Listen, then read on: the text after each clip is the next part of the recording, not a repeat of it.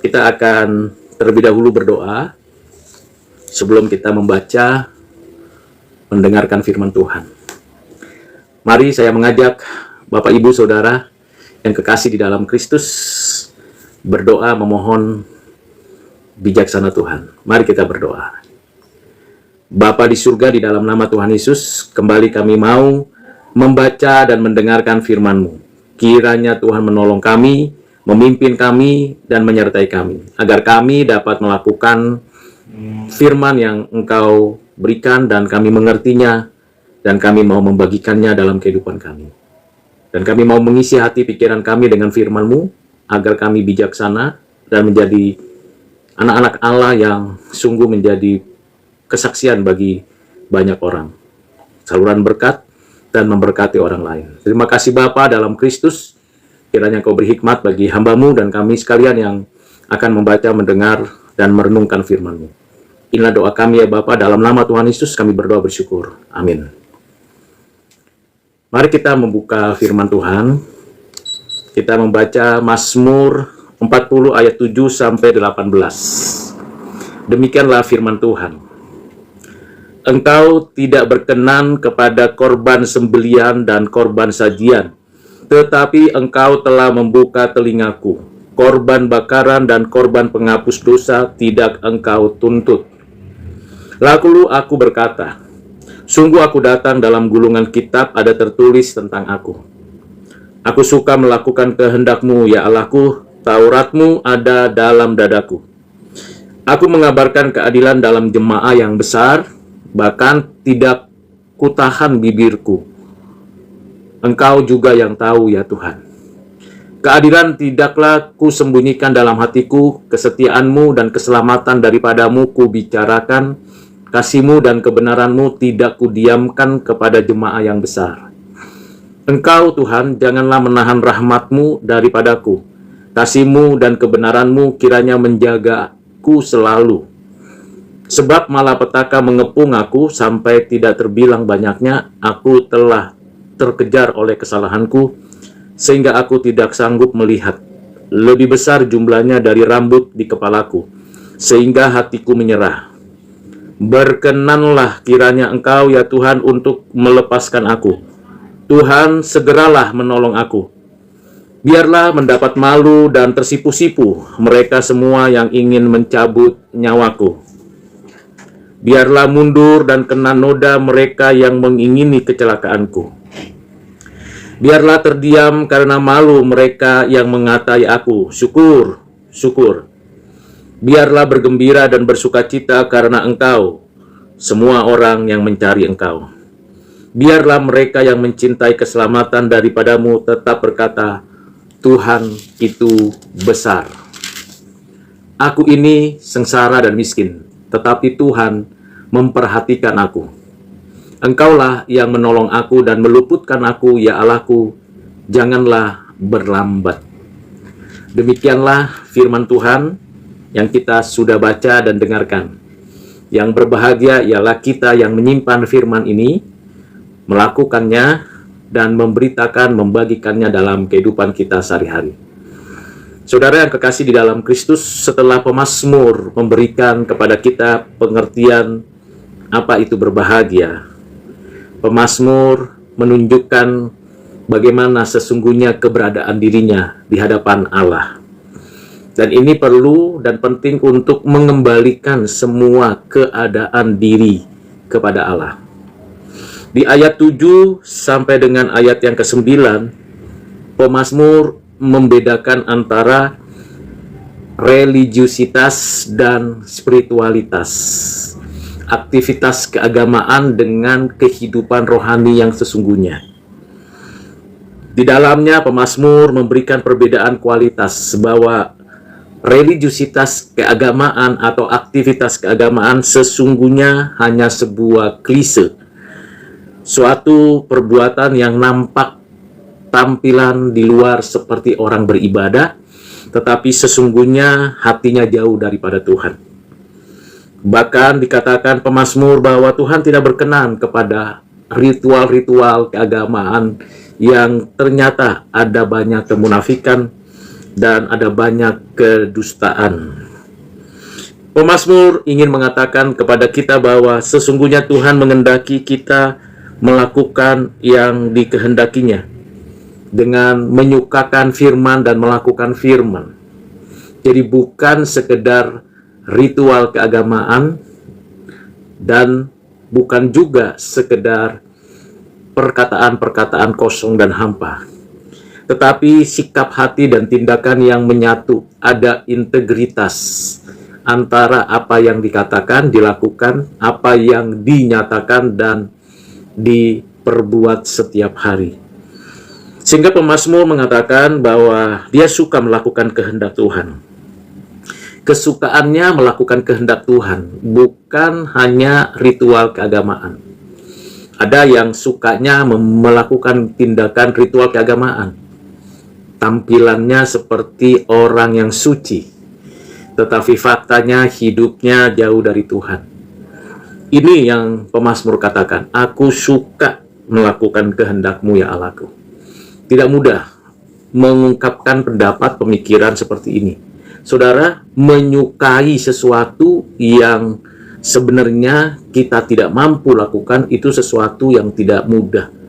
Misalnya saja, kita suka untuk menyaksikan sebuah film yang sangat-sangat baik, sangat luar biasa penggunaan teknologinya, baik juga pencahayaannya maupun alur ceritanya. Kita suka.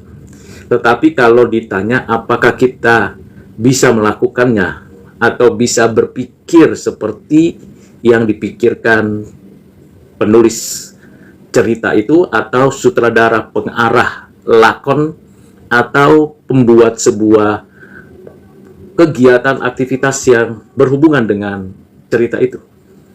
Bedakan antara suka dengan hanya sekedar senang menyaksikan. Jadi pemazmur ini memberikan gambaran, aku suka melakukan kehendak-Mu. Ini bukan sekedar saya senang, saya bisa baca, saya bisa tulis, saya bisa mampu menjelaskan. Tapi kata suka ini menggambarkan suatu tindakan konkret dari sebuah kepercayaan. Jadi saudara, ini kesukaannya pemazmur. Bahkan pemazmur di pasal 40 ayat 10 sampai 11 memberikan suatu sikap tindakan yang menunjukkan bahwa kesukaannya itu terlihat dari apa? Dari dia mengabarkan keadilan. Dia mau keadilan Tuhan diceritakan, disampaikan, dikerjakan. Nah, ini salah satu contoh atau salah satu bukti bahwa dia suka akan kehendak Allah, yaitu mengabarkan keadilan, membagikan keadilan, memberitakan keadilan yang di dalamnya ada kasih dan kebenaran. Tidak mudah menegakkan keadilan di tengah carut marut kehidupan di dunia ini yang sangat-sangat menakutkan. Bagaimana tidak? Orang kaya makin kaya, orang miskin makin miskin. Ada gap yang begitu jauh sekali antara orang kaya dengan orang miskin. Baik dalam strata sosial, dalam konteks pendidikan, dalam konteks kehidupan budaya, dalam konteks bermasyarakat, bernegara, ada banyak yang membuat gap. Dan bagaimana menegakkan keadilan? Pemazmur ingin menyatakan, memberitakan keadilan yang di dalamnya ada kasih dan kebenaran. Artinya, pemazmur menunjukkan sikap yang serius mau melakukan kehendak Allah. Kalau ada yang diperlakukan tidak adil di dalam kehidupannya, di dalam konteks keluarganya, di dalam konteks masyarakatnya, di dalam konteks kesehariannya, pemazmur ingin mengatakan, aku mau melakukan keadilan. Maka sikap dan tindakan seperti ini dapat menimbulkan problem baru baginya. Apa itu? Situasi dan kondisinya dalam keadaan bisa terancam. Kalau saya mengungkapkan betapa bobroknya suatu komunitas di mana ada banyak orang jahat di sana dan kita bagian dari komunitas itu dan kita mau ungkapkan betapa bobroknya, betapa buruknya, betapa runyamnya situasi di situ. Kalau kita mau ungkapkan keadilan, kasih, dan kebenaran dalam komunitas yang seperti itu, maka taruhannya bukan hanya pekerjaan kita hilang, jabatan kita lenyap, dan kehidupan kita terganggu, tetapi juga nyawa kita terancam. Siapa yang mau mengungkapkan korupsi di tiap-tiap kementerian?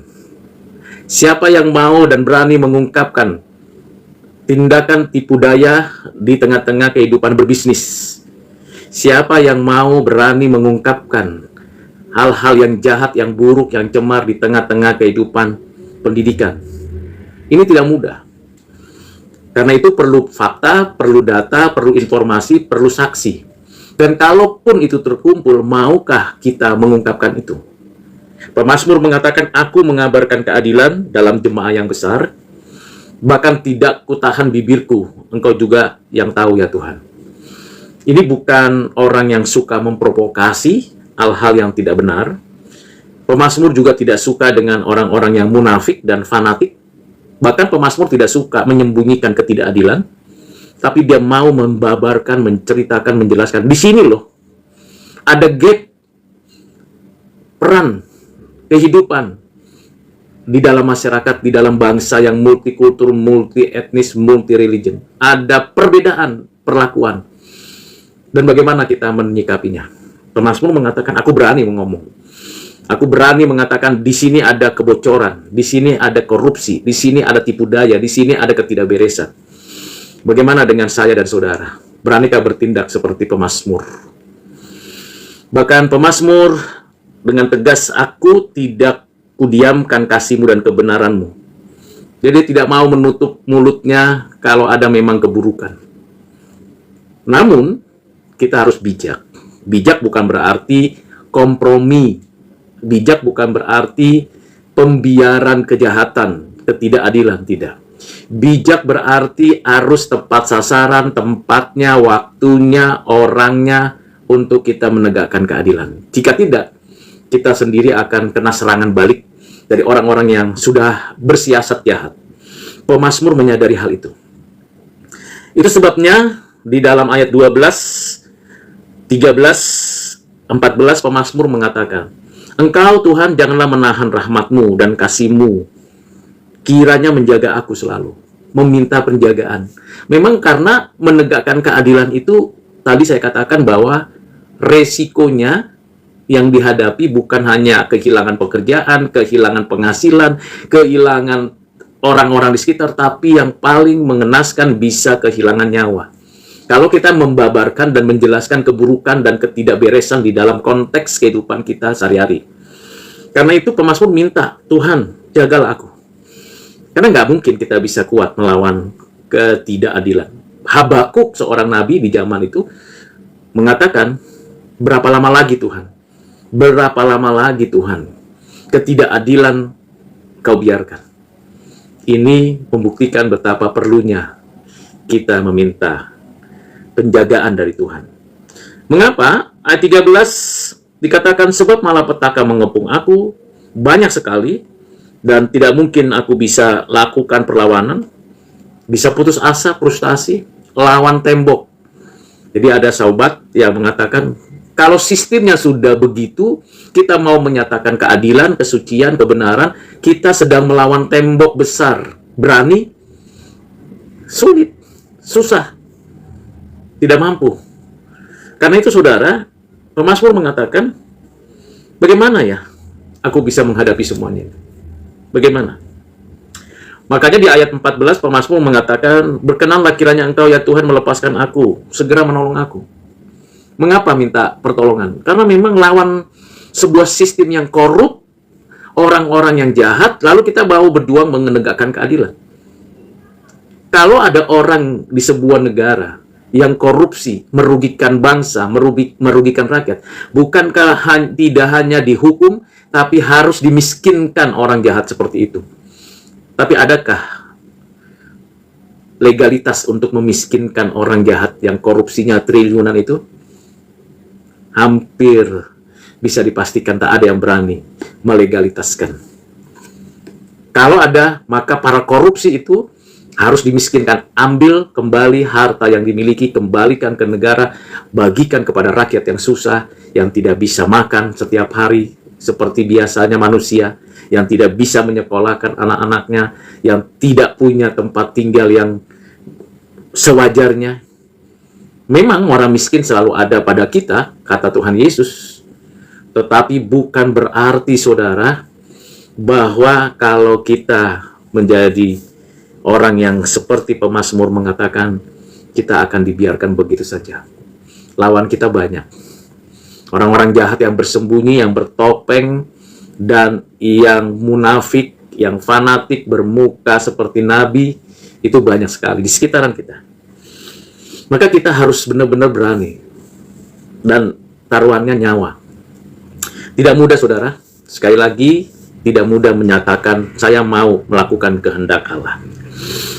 Di ayat 15, 16 dan 17, 3 kali, bahkan lebih dari 3 kali, pemazmur mengatakan, biarlah mendapat malu dan tersipu-sipu, biarlah mundur dan kena noda, biarlah terdiam karena malu, biarlah bergembira dan bersukacita karena engkau, biarlah mereka. Kata biarlah, biarlah, dan biarlah. Pemazmur ingin mengatakan, yang jahat terbukalah kejahatannya, yang benar terbukalah kebenarannya.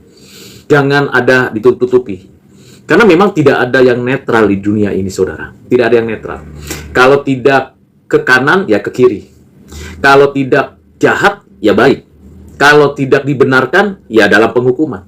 Kalau tidak orang percaya, ya orang binasa. Hanya itu. Tidak ada yang lain. Tidak ada netral di dunia ini. Berpihak kepada Tuhan atau berpihak kepada si jahat. Tidak bisa di tengah-tengah, di kanan atau di kiri. Tidak. Bisa berada pada posisi dua kaki, tidak. Kita berada di dalam berpihak kepada Tuhan atau berpihak kepada si jahat. Pemazmur mengatakan, Tuhan singkapkan yang mana yang berpihak kepada Tuhan dan yang mana yang tidak berpihak kepada Tuhan. Itu sebabnya pemazmur mengatakan, biarlah mendapat malu dan tersipu-sipu, mereka semua ingin mencabut nyawaku. Biarlah terdiam karena malu mereka yang mengatai aku syukur-syukur. Itu pihak orang-orang, oknum-oknum yang sangat menyukai kejahatan. Dan pemazmur mengatakan, bukakan, singkapkan, dan tunjukkan ini loh orang-orang jahat itu. Jadi sekali lagi, saudara, tidak ada tempat netral di dunia ini. Yang ada, berpihak kepada yang benar atau yang jahat. Tapi di pihak lain, pemazmur mengatakan, biarlah bergembira dan bersukacita karena engkau semua orang yang mencari engkau. Biarlah mereka yang mencintai keselamatan daripadamu tetap berkata, Tuhan itu besar. Di sini pemazmur ingin menggambarkan, nyatakan juga orang-orang benar itu benar-benar melakukan kebenarannya. Jangan sembunyikan kebenaran itu. Jadi saudara dan saya, kita bersyukur pemazmur terbuka dan tidak ada ditutup-tutupi apa yang menjadi kenyataannya. Hidupnya sangat berintegritas. Di ayat 18, akhirnya pemazmur mengatakan, aku ini sengsara dan miskin. Aku ini tidak punya kemampuan apa-apa, tapi mau menegakkan kebenaran, keadilan, kasih. Hanya Engkau yang dapat memperhatikanku, ya Tuhan. Hanya Engkau yang dapat meluputkan aku. Jangan terlambat. Di sini pemazmur sampai kepada titik di mana dia menyadari, saya tidak bisa berbuat apa-apa, kecuali Tuhan menolongku. Benar, saudara, kalau di satu perkantoran, atau di suatu komunitas kerja, atau di suatu pekerjaan, baik di dalam pemerintahan, legislatif, eksekutif, yudikatif, atau di dalam kehidupan sehari-hari, kita seringkali menemukan ketidakadilan, ketidakbenaran, ketidakberesan, lalu kita greget ingin mengungkapkannya itu, dan sudah dapat data, sudah dapat informasi, sudah dapat kesaksian bahwa memang ini kejahatan terjadi. Kalau kita ingin mengungkapkannya, kita tidak boleh mengandalkan kekuatan sendiri. Kalau tidak, kita akan terjebak dan terjerembab. Karena orang jahat, orang dunia begitu licik dan begitu cerdik.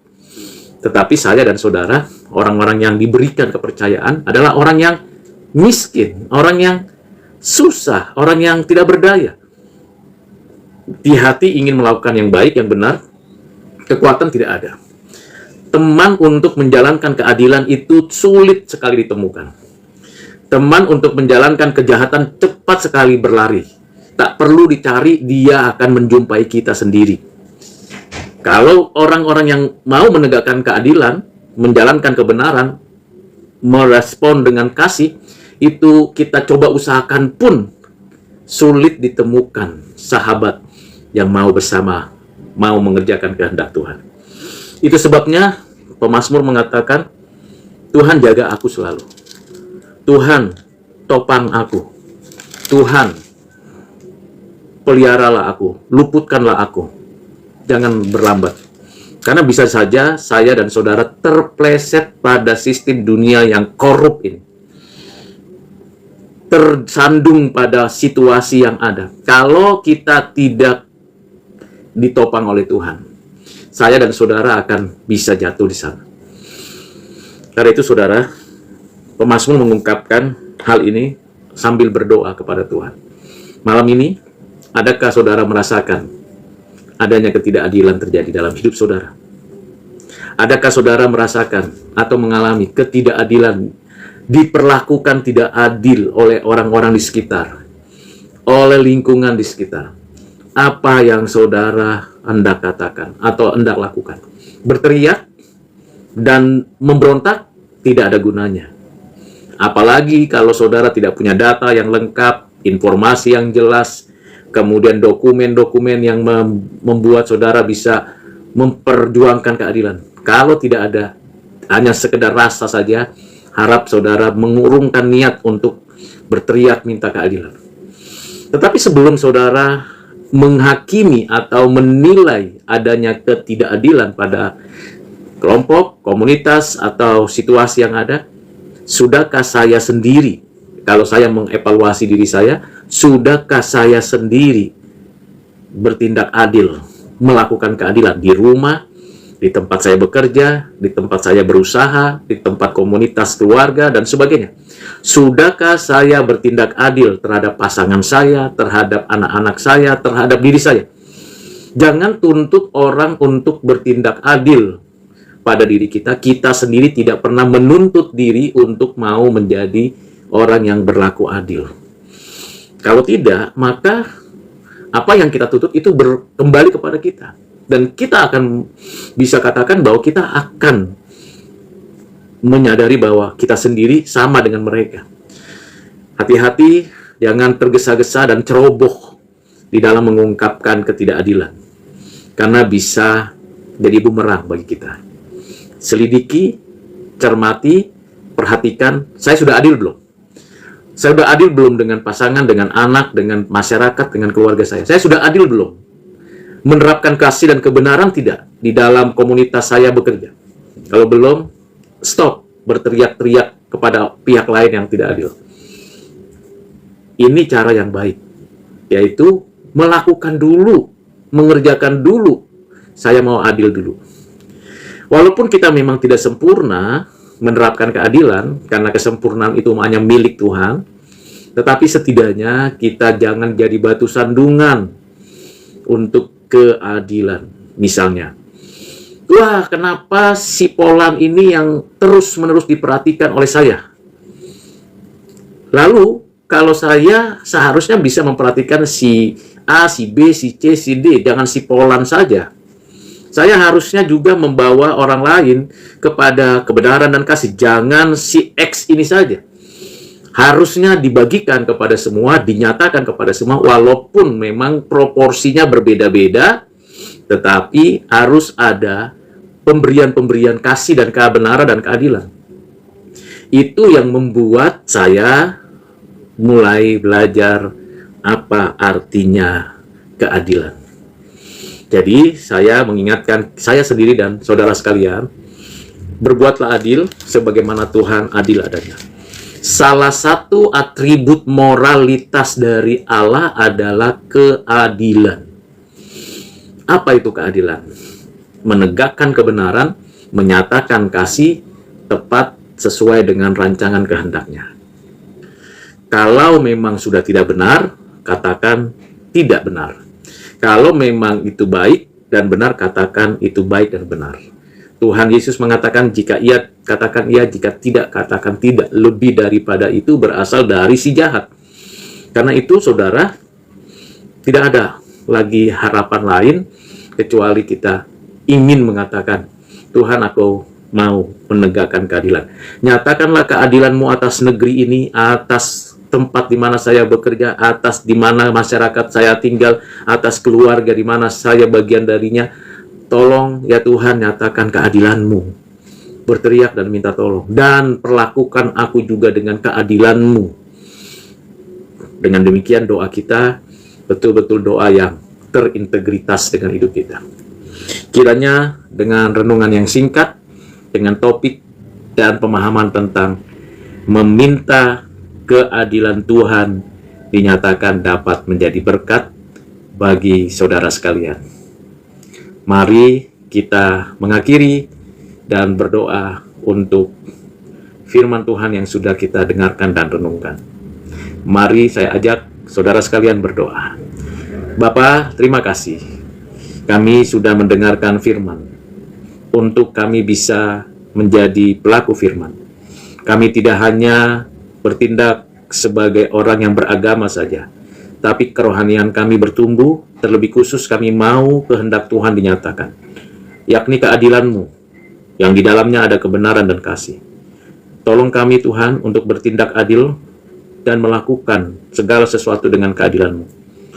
Mampukan kami Tuhan, berlaku adil di rumah kami, di dalam pekerjaan kami, di dalam setiap usaha dan bisnis kami, di dalam kehidupan bermasyarakat dan berbangsa. Tolong Tuhan supaya kami juga mengerjakan keadilan-Mu. Terima kasih Bapa. Dalam nama-Mu Tuhan Yesus, sebentar kami mau istirahat. Biarlah kami boleh menikmati pemeliharaan penjagaan Tuhan, sehingga kami boleh bangun besok pagi dengan sukacita dari Tuhan. Terima kasih Bapa. Dalam nama-Mu Tuhan Yesus kami berdoa bersyukur. Amin.